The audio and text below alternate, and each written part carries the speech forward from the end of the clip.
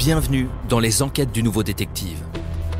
Le Nouveau Détective, premier magazine d'enquête sur les grands faits divers, et Engel présente Quand le détenu disjoncte, une enquête de Christophe Guérat.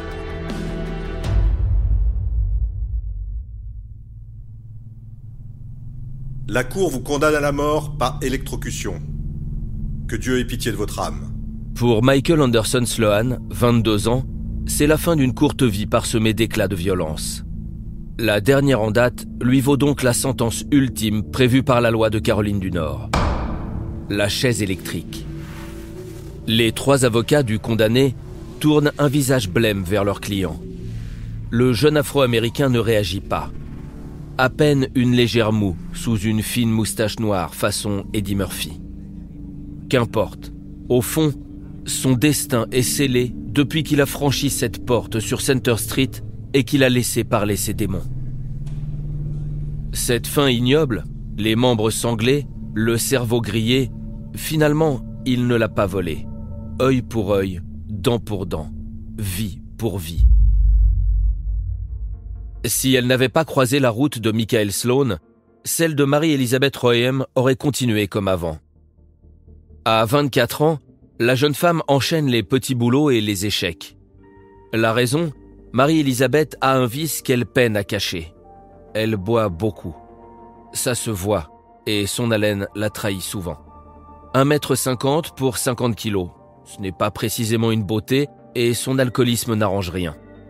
En réalité, c'est son père, colonel retraité de l'aviation militaire, qui la porte à bout de bras. Quand il passe au studio qu'il lui a déniché sur Center Street à West Columbia, il fouille un à un les placards, vide les bouteilles de parfum et s'inquiète du bar situé en face de l'immeuble. Une tentation trop forte pour celle qui ne lève les yeux de ses bouquins que pour lever le coude. Est-ce l'évasion qu'elle recherche dans ces livres qu'elle dévore, ou bien la solitude? Un homme, en tout cas, s'apprête à la troubler. En ce début janvier 1980, Michael Anderson Sloan ne fait encore peur à personne. Sa première condamnation, pour vol sous la menace d'une arme, n'inquiète guère l'institution pénitentiaire où il purge sa peine. Ses permissions de sortie, nombreuses, lui permettent même de préparer sa réinsertion. C'est dans ce but que le jeune homme délinquant rend visite à un ancien collègue sur Center Street. Si t'entends parler d'un job, préviens-moi, je t'envoierai ça. Et c'est à cette occasion que la petite bonne femme qui remonte l'escalier en titubant un bouquin sous le bras lui tape dans l'œil. Michael repère sa porte. Il reviendra. Le 12 janvier, à 16h20, Bobby frappe à cette même porte. Bobby, c'est ce genre de type qui vient piocher un bouquin dans votre bibliothèque et vous le rend une fois sur 2. Derrière la porte, le son de la télévision crache à plein volume.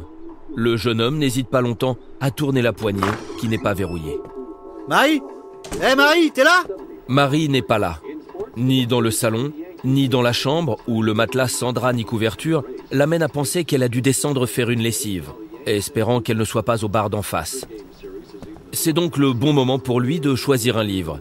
Tel qu'il la connaît, Marie ne s'apercevra même pas qu'il en manque un. Bobby s'approche du téléviseur qui hurle et d'un doigt il l'éteint, puis s'arrête d'un coup sec. Putain, nom de Dieu, c'est quoi ce bordel ?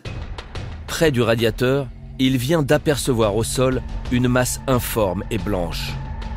Fesses nues, t-shirt relevé, vêtue seulement de ses chaussettes, Marie-Elizabeth gît face contre terre.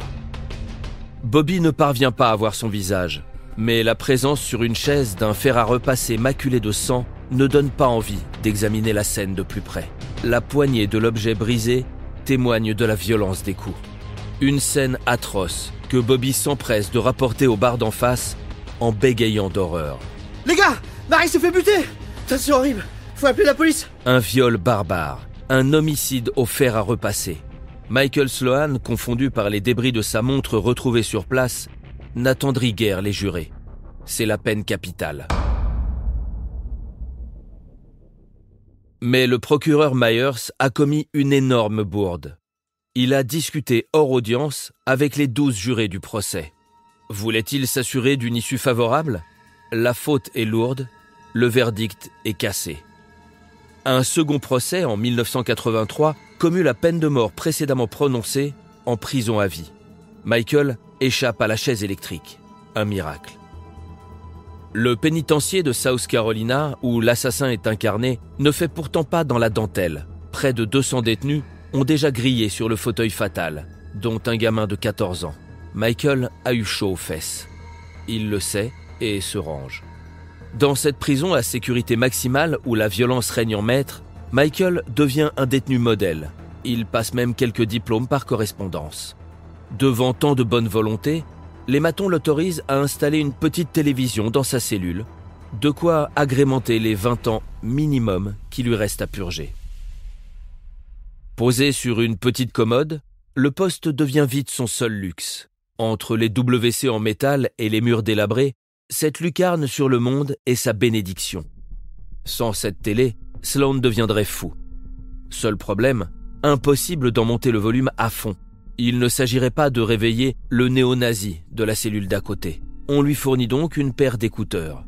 Ces mêmes écouteurs qui, ce 5 mars 1989, lui causeront bien des soucis. Oh putain de faux contact, putain ça marche pas là, allez! Et pas question de compter sur un outil quelconque. En haute sécurité, la moindre demande de brosse à dents fait l'objet de 28 circulaires. Alors, à la guerre comme à la guerre. Michael, qui ne fait même plus l'effort de s'habiller, commence une petite séance de bricolage dans le plus simple appareil. D'abord, détortiller les fils, puis les tendre au maximum, et pour bien faire, il faudrait dénuder le fil. Pour plus de commodité, Michael s'assied alors sur les toilettes en métal et entreprend de dénuder le fil de ses précieux écouteurs avec ses dents. Or, il y a une chose à savoir avec l'électricité, c'est qu'elle se plaît en milieu humide, que le métal lui paraît tout aussi désirable, et qu'entre la salive de Michael et le trône en alu, son cœur balance. En une fraction de seconde, la décharge part et se permet quelques allers-retours dans le corps du détenu. Sloan exécute bientôt une danse survoltée. Sa langue est en feu. Quant à son système nerveux, il est complètement grillé dans un arc électrique. Enfin, sa mâchoire retombe sur sa poitrine, crispée à jamais dans la mort. Quand les gardiens arrivent enfin, ils comprennent l'incroyable scénario. Michael Anderson Sloan s'est électrocuté sur les toilettes. Finalement, l'assassin de Marie-Elisabeth n'aura donc pas échappé à la chaise électrique. Ironie du sort ou justice imminente. Comme on dit dans les prisons américaines, le karma ne pardonne pas. Ou plus littéralement, la vie est une chienne. Pour ne rater aucun épisode, abonnez-vous à notre podcast sur votre plateforme d'écoute et retrouvez tous les mercredis nos enquêtes dans le magazine Le Nouveau Détective. Nos podcasts et nos enquêtes sont également disponibles sur lenouveaudétective.com. Si l'affaire n'a pas encore été jugée ou venait à passer en appel, nous rappelons que les protagonistes bénéficient toujours de la présomption d'innocence. Les noms et prénoms de certains personnages sont susceptibles d'avoir été modifiés.